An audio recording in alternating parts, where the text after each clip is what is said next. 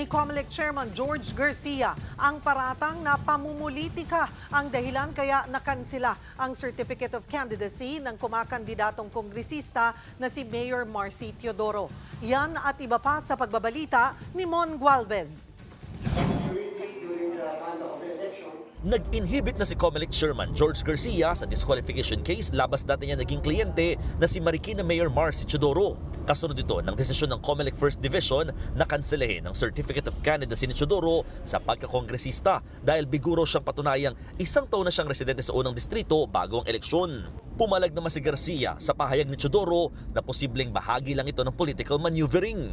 Kung yan ay namaniubra o sabihin na natin na impluwensya, siguro po kahit 3 pages lang na desisyon pwede namin gawin. Pero kita nyo po, nakabase sa batas at sa desisyon ng Supreme Court, yung mga na-cite.